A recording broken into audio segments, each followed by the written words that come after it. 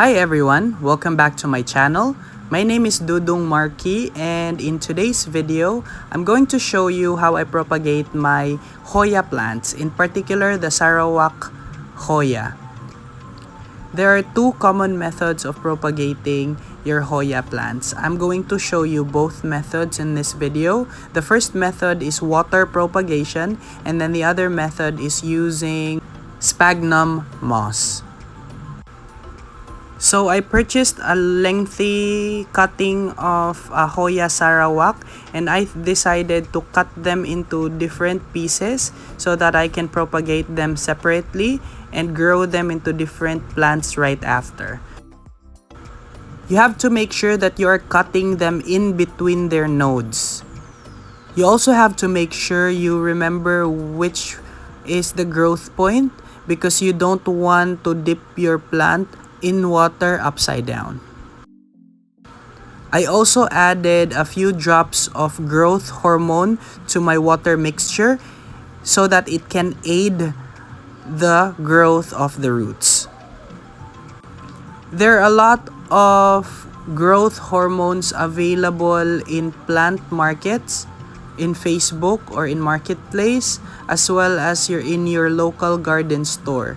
If you can't find any local growth hormone, you can also use your saliva. Yes, you heard that right. You can use your saliva, or you can use a mixture of cinnamon and water as a growth hormone substitute.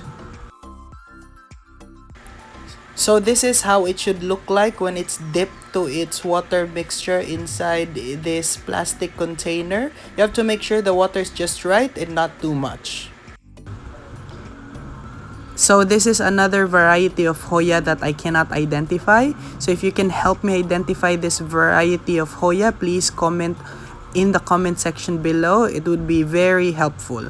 So I am cutting this in between its node so that I can water propagate this Hoya.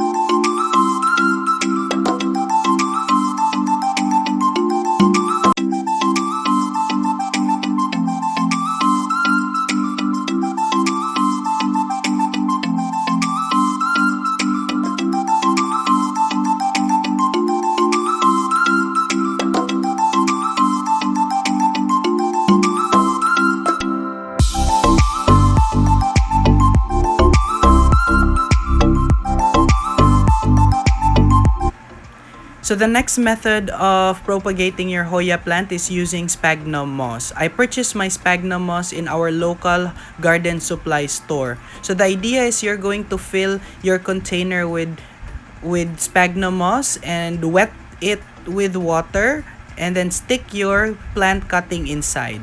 Right after that, you're going to cover it with clear plastic.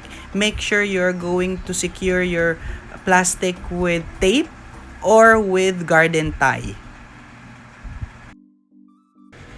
Make sure you put your plant cuttings away from direct sunlight. The plants that you are propagating using sphagnum moss that are enclosed in plastic has to breathe oxygen after every 2 days.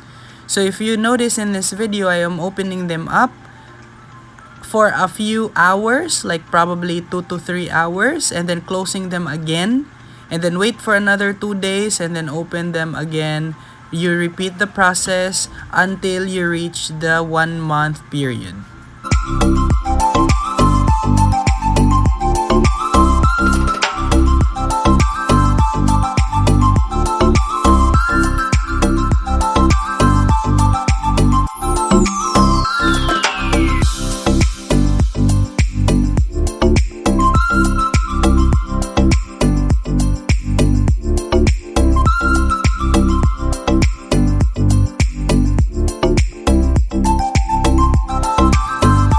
After 2 weeks, I checked my water propagated Hoya to see if there are any signs of growth. And if you've noticed, there are small roots already growing on its stem. that's an indication that it's already working. However, not all of them are showing any signs of growth. So that means you have to put them back into their water and wait for a few more weeks until they show signs of growth. After 1 month, now we are checking our plants, how they look like after they've been propagating through water and in sphagnum moss. The first batch that I'm gonna show you is the ones in sphagnum moss. If you've noticed, only one survived, the others died. But it has really good root system. So this one can now be planted in soil.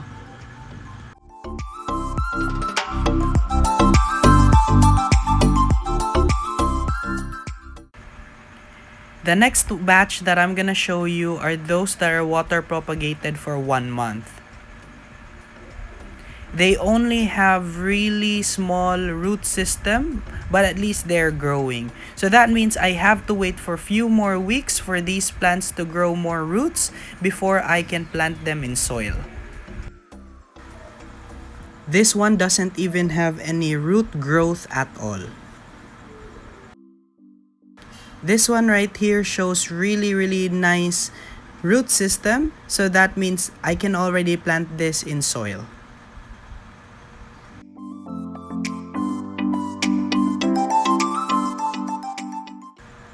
This one doesn't also show any signs of growth at all, so that should be placed back in water. So here's a closer look of our plants. This one here was propagated using sphagnum moss. It has really good root system. And these are the Hoyas that were water propagated. It's a combination of well-growing roots and those plants that barely has any root growing on them at all. In conclusion, both methods of propagating your Hoya plants works just fine. So it really boils down to your choice.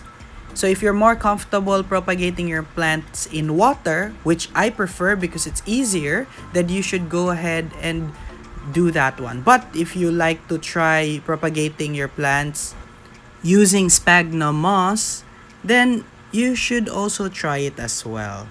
Experience is the best teacher, as they say. So in conclusion, either works, whatever works for you, whatever you want to try, then go for it. That's about it. Thank you so much for watching this video, and I hope you guys learned something from this experiment. I hope you guys enjoyed this video. I hope you guys subscribe for more videos like this in the future. See you on my next video. Have a great day. Bye.